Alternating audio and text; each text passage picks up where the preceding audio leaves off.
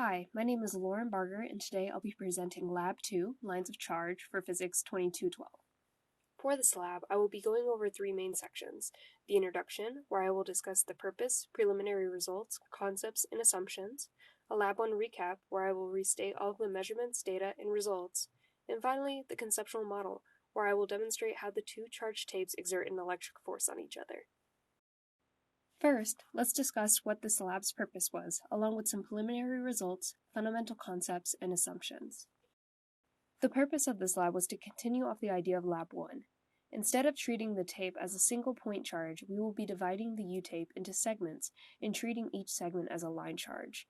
The results obtained from this lab is that the electric force with 100 segments is 1.962 times 10 to the negative 3, and that the electric force is equal to the gravitational force as we concluded from Lab 1.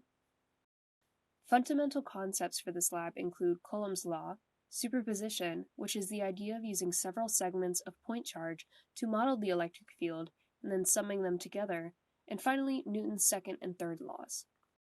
Assumptions that were made included the following: air resistance can be ignored, each segment is considered a point charge, the U-tape can be divided into several segments with the charge evenly distributed on the tape, with each segment having the same charge, and that the sum of each charge will be equal to the total charge on the U-tape. Next, let's do a quick recap of the measurements and data obtained from Lab 1. These measurements will be used in our conceptual model later.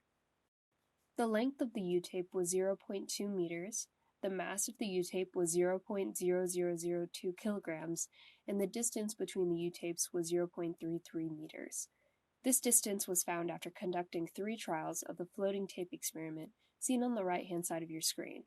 All of these values were used to calculate the magnitude of the gravitational force, which was 1.962 times 10 to the negative 3 newtons, and the charge on the tape, which was equal to 1.5408 times 10 to the negative 8 newtons. Finally, let's take a look at the conceptual model.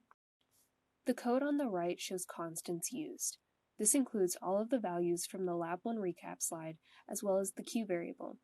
The following are then functions provided by the starter code that allow us to find the magnitude of the electric field and a function to create the line charge for the model. For this piece of code, we can see a nested for loop. This loop shows the concept of superposition. As you can see, the code iterates through each segment and adds their electric fields together to get a net electric field for the tape. The code then makes arrows to show the electric and gravitational fields, and then prints the magnitude of both of these values. What you are seeing here is what the conceptual model looks like with the charge of the tape being that of what we obtained from Lab 1. These arrows are not equal, therefore we can conclude that the value for Q that was calculated in Lab 1 was not entirely accurate. I also want to touch on why the model looks the way it does.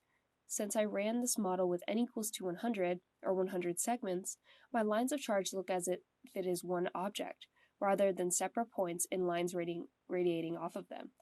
Although this may be confusing, it allowed me to obtain an answer with greater accuracy than if I had used 10 segments.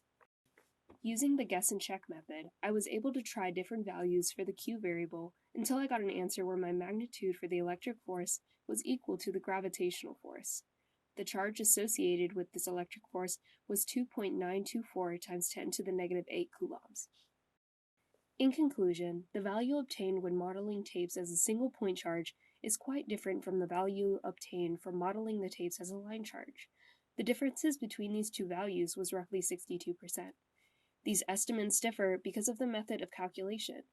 The point charge was based solely on the y direction, while the line charge calculation had to take into account both the y and x components of the force on the top tape by the bottom tape. Because of this, the lines of charge model is much more accurate as it uses superposition techniques to model the real-life phenomena of electric force.